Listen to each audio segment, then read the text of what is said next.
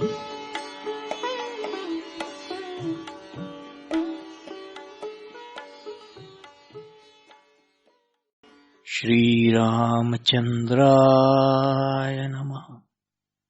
श्री सद्गुरुदेव नमः। आप श्री सद्गुरुदेव की सन्निधि में हैं। भक्ति, ज्ञान, विज्ञान और शास्त्रों के प्रकरण में अब कुछ और उपदेश और गुरुदेव के वचनों को आप सुनिए। पुष्ट 449 पर गुरुदेव ने कहा है, भगवान भक्त की प्रतिज्ञा को सत्य करते हैं। गुरुदेव ने कहा, भीष्म पितामह की प्रतिज्ञा को सत्य करने के लिए भगवान ने अपनी प्रतिज्ञा भंग की। मैं इस युद्ध में शस्त्र धारण नहीं करूंगा, ऐसी प्रतिज्ञा श्री कृष्ण भगवान ने की थी। भीष्म पितामह भी भगवान के दर्शन करना चाहते थे, इसलिए युद्ध में अर्जुन को बहुत भिड़ा। भक्त की रक्षा के हेतु भगवान दौड़े आएंगे, यह पक्का जानते थे, तो अर्जुन के ऊपर बहुत शस्त्र प्रहार करते अर्जुन को मूर्छित कर दिया। क्यों ही उसी वक्त अर्जुन भक्त के रक्षक श्री कृष्ण भगवान हाथ में रथ का चक्र लेकर भीष्म के सन्मुख पहुंचने को दौड़े। भगवान को सन्मुख देखते ही भीष्म पितामह ने शस्त्र फेंक दिए और अतिशय प्रेम अनुराग से प्रार्थना की है।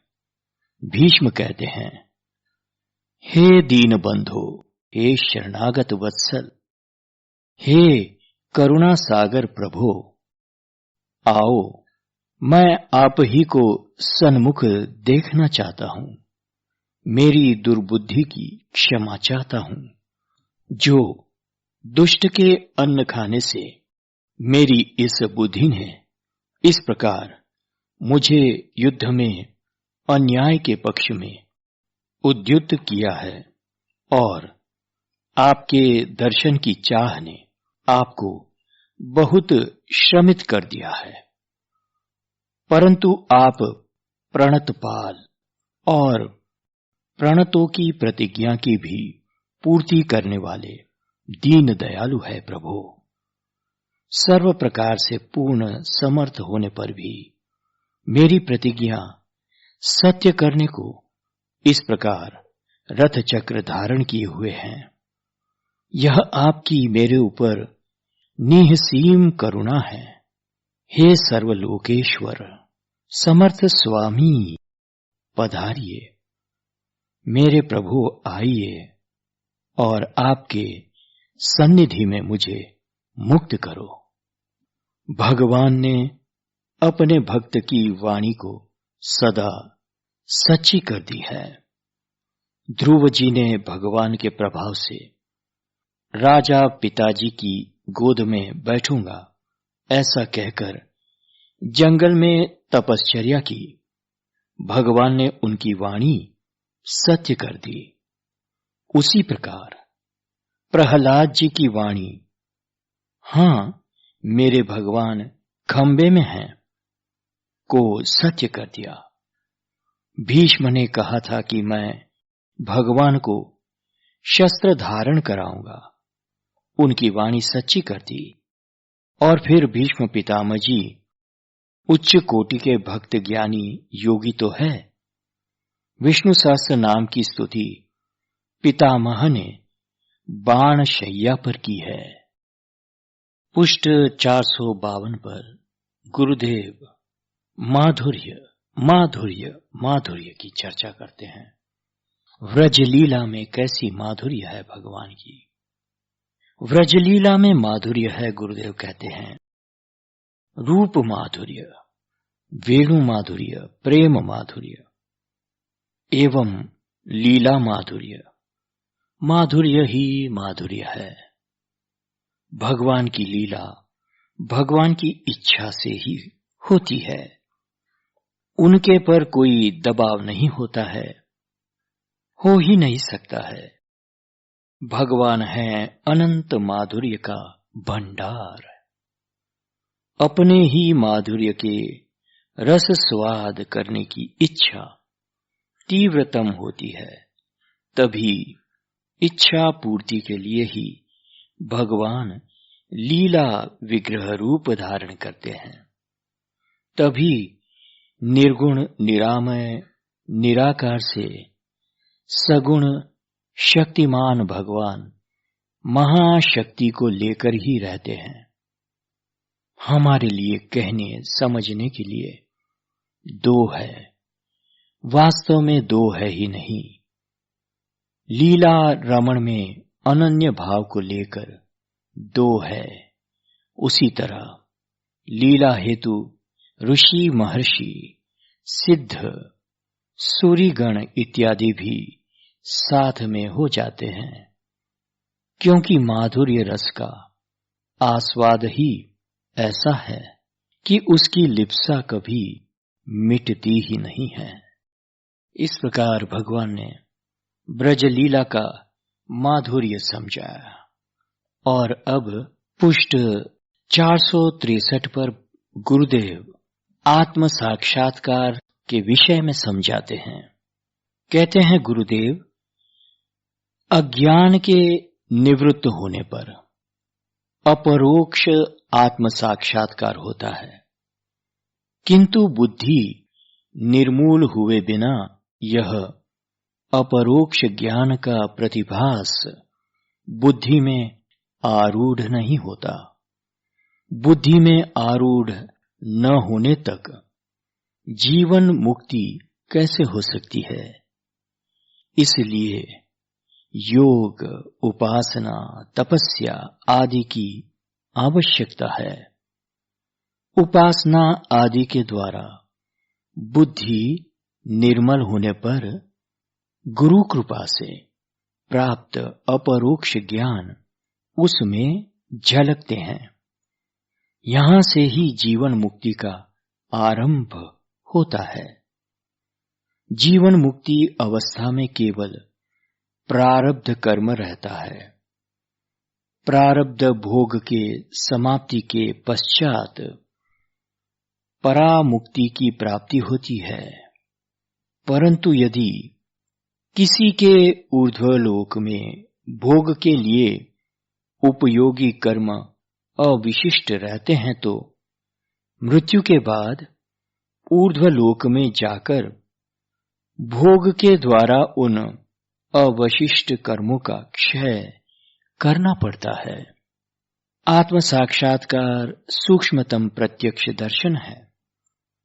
यह दर्शन जगत के स्थूल पदार्थों के बाह्य दर्शन या ज्ञान की तरह नहीं होता है।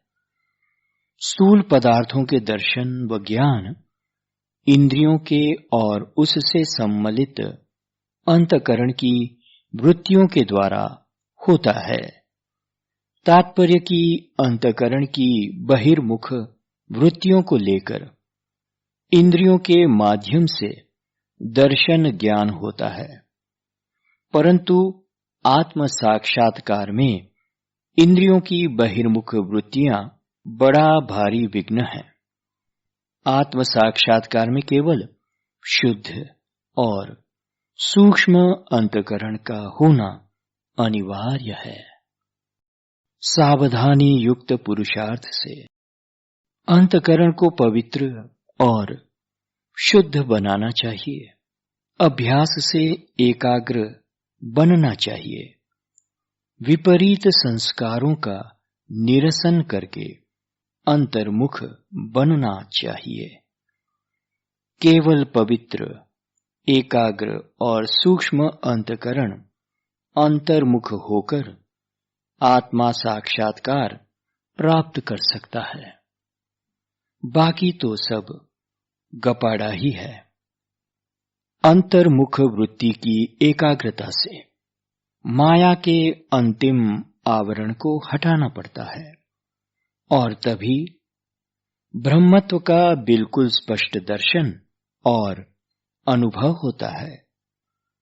इस समय जगत का तिरोधान हो जाता है और उपादान कारण रूप माया के मिथ्यत्व का स्पष्ट ज्ञान इस अनुभव काल में होता है, अन्यथा नहीं।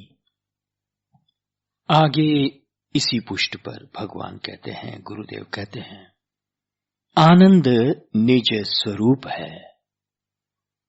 आनंद सत चित आनंद से ही सर्व जगत की उत्पत्ति, स्थिति और लय है।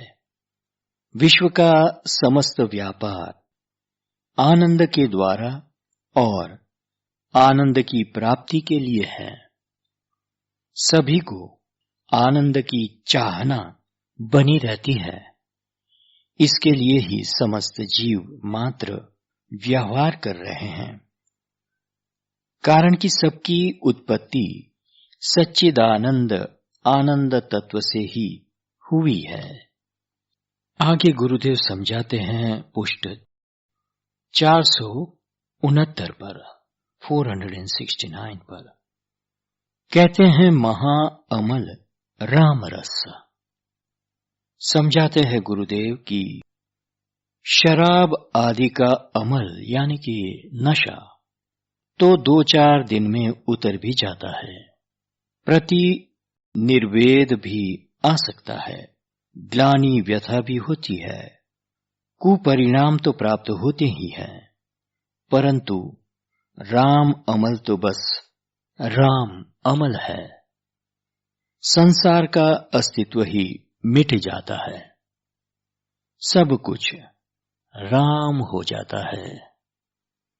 राम रस का अमल चढ़ा हो, वह शराब की तरह कुबोल नहीं बोलता।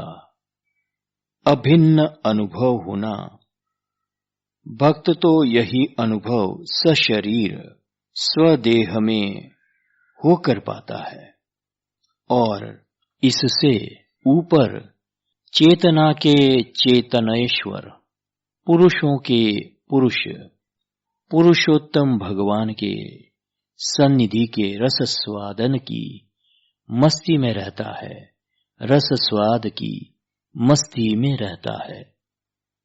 कैवल्य मोक्ष चाहकर रस स्वाद से उसे अलग नहीं होना है। यह सही बात है, मोक्ष की चाह ही नहीं है, यह हकीकत है। छांव में बैठकर आम्र के रस स्वाद लेता हुआ कोई हो, उसको बबूर के पेड़ के नीचे जाने की चाह उठेगी क्या कभी? सद्गुरुदेव परमात्मने नमः। श्री रामचंद्राय नमः। हरि ओम तत्सत्। हरि ओम तत्सत्। हरि ओम तत्सत्। ओम शांति शांति शांति।